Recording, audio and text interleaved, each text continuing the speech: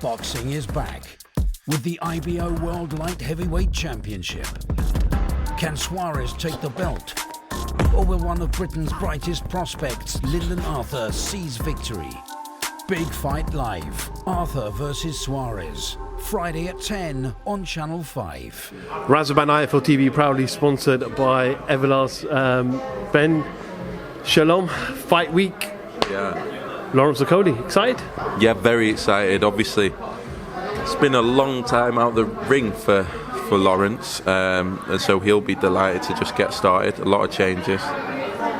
Huge one, obviously. I think people talk about promoters and managers. That shit probably really doesn't matter, but changing your trainer as a world champion is a big change, especially after Shane McGuigan definitely improving him. Best trainer for me from the UK. I got to be careful what I say because there's a lot of good trainers, but he's very good, and we have a lot of fighters with him. So Sugar Hill equally revered around the world, and so it's not a bad switch. It's going to be different. I know they're working on different things for the styles and things like that, but you can't change too much. That's my one worry. Like 1 year out the ring at this level, and to change a trainer and all the stuff that's gone on. There's a lot of pressure on Saturday night, and David Light is he's a very, very experienced amateur, unbeaten professional, gone over to America and Florida and beat Brandon Glanton, where it was all set up for him to fight Lawrence Okoli. That's why they paid for it. It was a promoter. Yes, it was a controversial win, but when you speak to people that know David Light, that have sparred David Light, Joseph Parker won, tells me he's one of the toughest guys he's ever been in there with, and Matt Rose, who's flying in all the way from Australia, represents him, his promoter. They're coming for a reason, and they're coming to win. It's not the fight you would have chosen as a let's get back into the swing of things a year out, first fight with us, etc., etc. This is a genuine world title fight, and he's going to have to be switched on, but he feels relaxed and he looks good and he's happy. So I have all the confidence in the world, but I know this is a serious fight. I spoke to David Light last week, I think Friday, on Zoom. Very confident, very confident. I know. They all are, and of course they're going to be because they've worked hard. When it's a mandatory challenger, he deserves to be here. He's done everything that he needed to be, and this is his moment, and he didn't go through those 18 fights to get here and not win a world title. So yeah, it's a big night for David Light, but this is what Lawrence should have at this stage in his career. And yeah, there's a lot of pressure on him on Saturday night because he knows what next. He knows it's the unifications, he knows it's the Richard Riakpor's. He needs to win this fight, and he needs to win it in a way where people are impressed, but also can see where he's going with Sugar Hill, because that is a different style, and Sugar might be a magician, but to do it in one fight, I think he should remember that he got to this stage fighting a certain way, and I don't expect it's difficult for him because there's pressure on him at this stage now to change his style, to be more entertaining, to this and that, but ultimately he's got to win the fight. It's going to be a big night. We know he's always wanted to become a unified champion at cruiserweight before moving up to heavyweight. I asked him the question.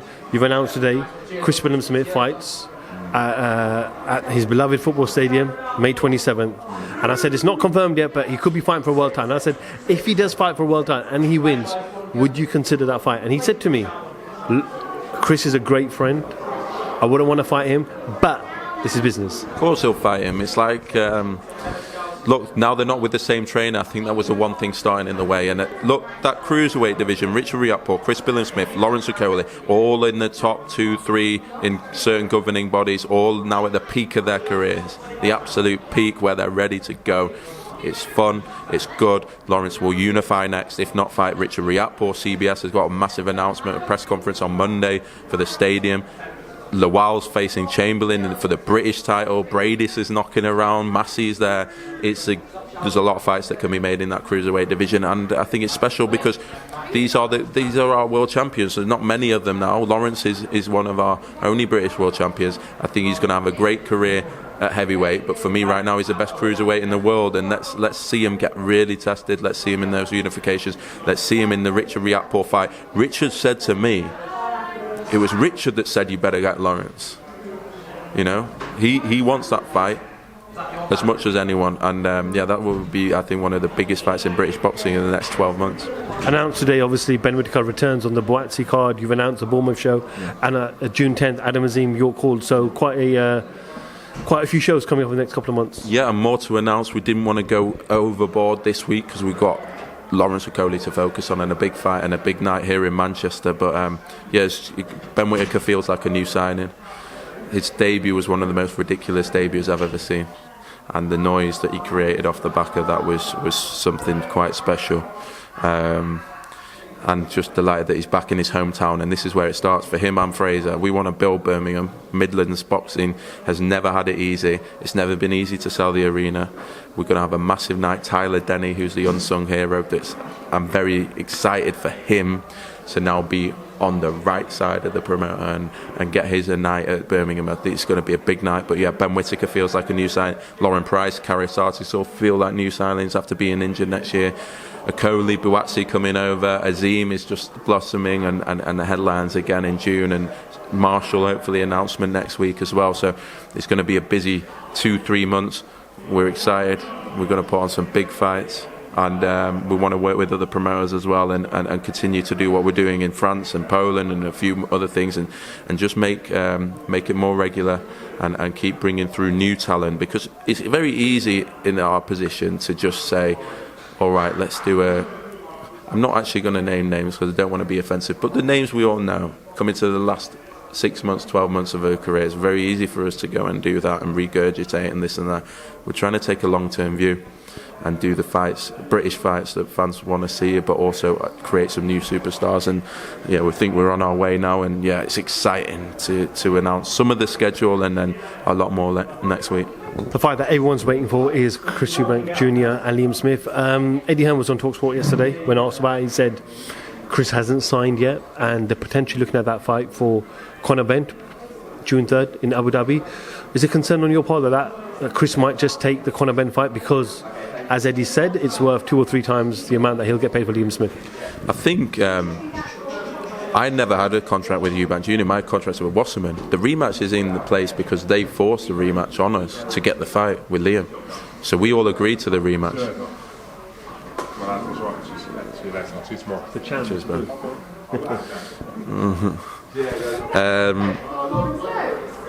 Where was I? The contract with Wasserman. Yes, so we agreed to the rematch because they forced it on us. So they had 30 days to activate it. They publicly activated it. They activated it to us on email, everything.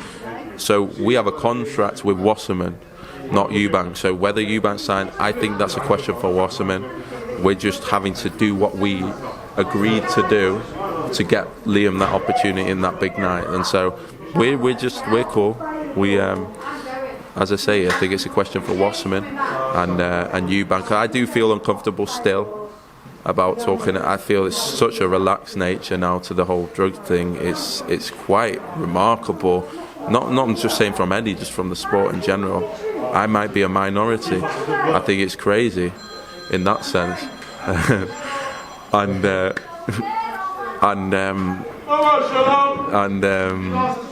This was a stupid place to do an interview.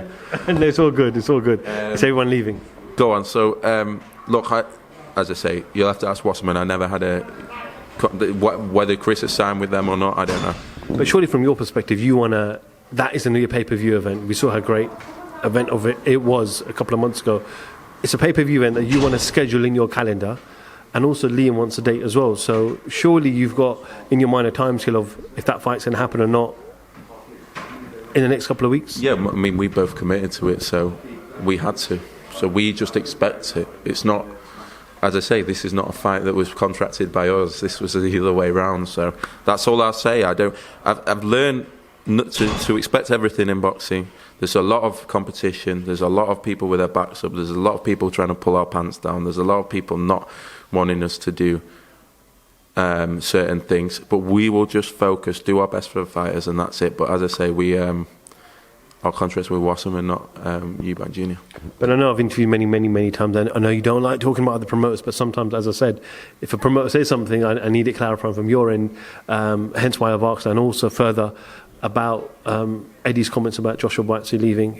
He was a bit upset because of what Joshua said, but also said that there's a lot of people in his ear that were saying things to him that made him switch sides almost.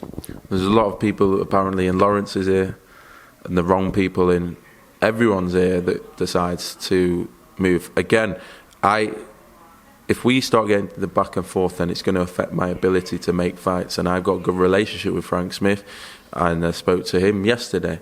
So it's a weird one because I don't want to do this. I think for me, any fighter that leaves seems to get extremely criticised. And yes, he's got fans lap it up and they love it and this and that, and that's what a fighter has to deal with. Ultimately, Mr. Buatsi wants the biggest fights. He wants to fight on the biggest platform. He's 30 years old. He's got one career. He's not playing promoter politics. He's out of contracts and he wants to be. He spoke to Queensbury. He spoke to Top Rank. He spoke to us. He wants to be on the biggest platform.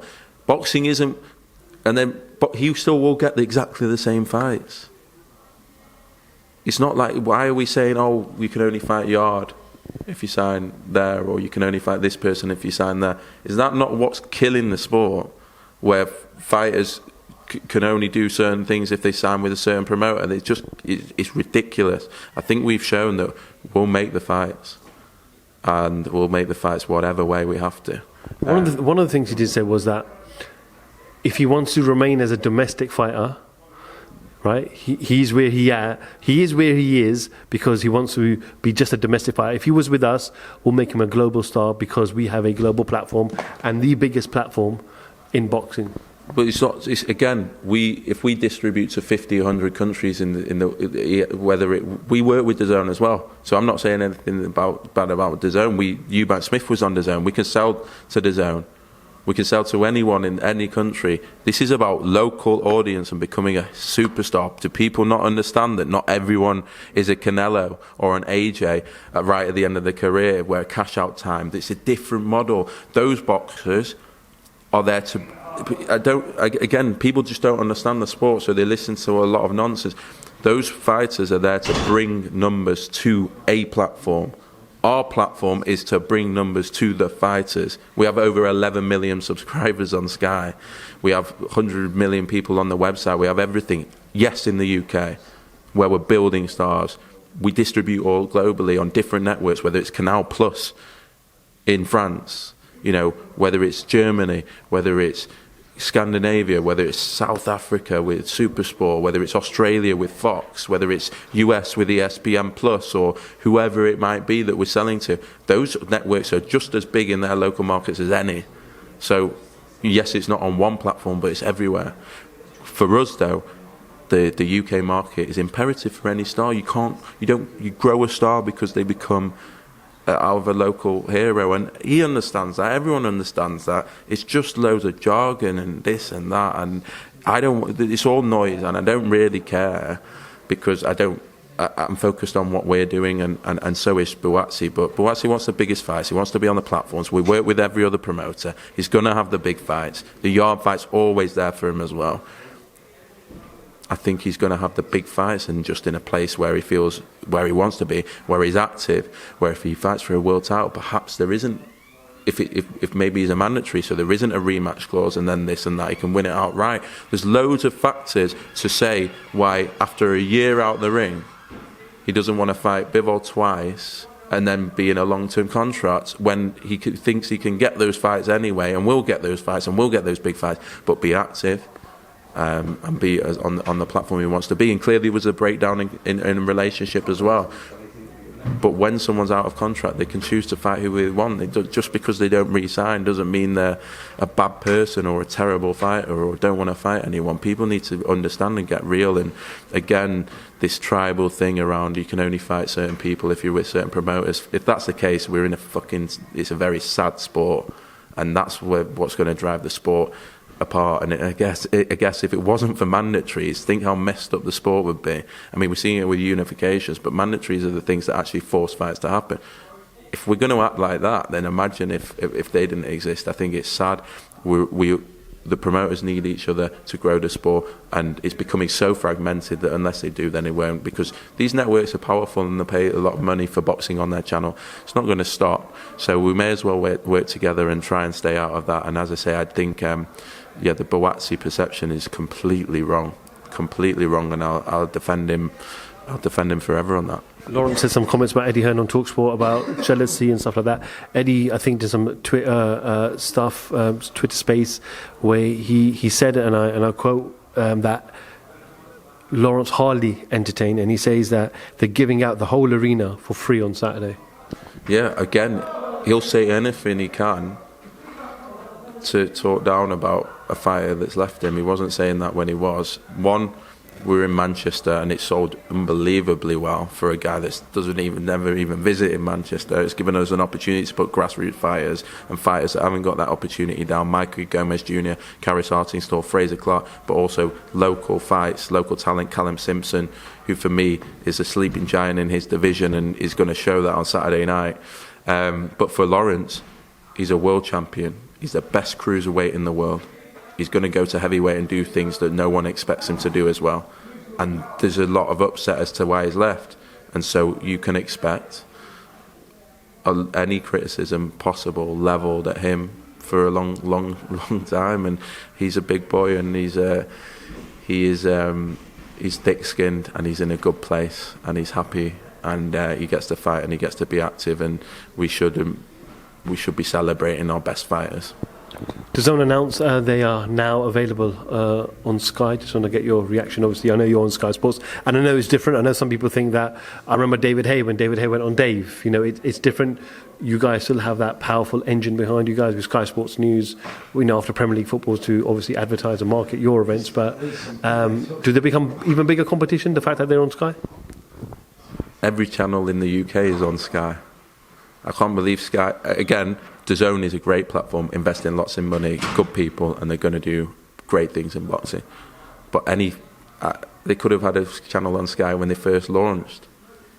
I mean, it's like Frank Warren's advertising Sky to people. He's on BT. Dave's on Sky. I mean, it shows maybe that there's a complete redirection, because it was all about streaming and not pay-per-view, and now it's all about Sky again, and it's all about box office. But DAZN's a separate channel, just like the adult sites on Sky are separate channels, and just like BT is a separate channel. Sky has and Sky Sports has over 11 million subscribers, and one of the biggest, most powerful machines you could ever imagine. And that's why every platform pays to sit on their platform. But they are just different channels. Box Nation's still on Sky. So that's what Box Nation was. But again, all fair play to them, and I want them to keep spending, and it's great for the sport. I'm a genuine fan. But it's all just smoke. It's smoke and mirrors. It doesn't change anything around anything.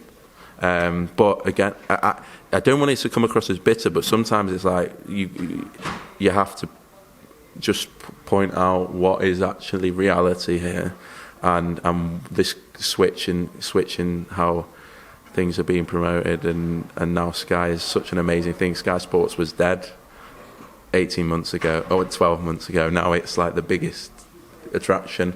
But yeah, it's another channel, as is Box Nation, as is Premier Sports, as is BT Sport, as is ITV, as is Dave, as is Comedy Central, as is anything, but they're completely different to what Sky Sports is. Just a couple of more, I know it's getting a bit late. Simon Jordan, Eddie Hearn, yesterday. TalkSport did an hour. Did you manage to catch any of it? I got sent some clips, but obviously it was a long thing. But to be honest, I don't have anything to say on it. It was entertaining, the bits I saw. I think it's difficult when you're coming from... Simon's a businessman, so he understands, but if you meet him with like boxing lingo and jargon, things like that, you can talk your way out anything. Like that's what it is. But yeah, it is what it is. I don't know. To the disappointment of many fans, looks like Fury-Usyk is not going to take place. Doesn't help the sport of boxing when things like this happen. No, it's devastating. I thought this was going to be an easy fight to make, and I think it just goes back to, if the biggest fights don't happen, then the sport's just going to be messed up. The fans lose interest, the networks lose interest. People like hearing the kids in the gym today, they're asking about Fury-Usyk, they're asking about the big fights. That's all they're interested in. It feeds down from the top down, and so if it doesn't happen, it's a disaster for everyone. And I'm not blaming anyone. It's just, as a fan, it's a nightmare. And I think there has to be something where you look at the sport and say, is this a sport or is this a business? Because in any sport, any other sport, the best fight the best. That's what sport is, at the right time, all the time. But it doesn't happen in this sport because clearly the business is just overrunning how a sport should be run, and there has to be things put in place longer term, like the mandatory system, other things like that, where it forces fights to happen and it prescribes what is perceived as a fair split on sporting merit, not just all about, just all about money and how many tickets you can sell. The sport has to move, and I think it's sad, but maybe it's a watershed moment, because if the biggest fight in boxing can't happen, then there's a problem with boxing. I'm still hopeful it happens. Let's see. We are still hopeful, and so is Frank Warren. Ben, late, we'll see you tomorrow at the press conference. Appreciate your time. Roll on Saturday night. Cheers, mate. Thank Ben you. Shalom, IFL TV, thank you very much. I refuse to not be first. Do we do enough? Well, I never shut up about it. Must have been about 16, 17. We nicked their guilt rings.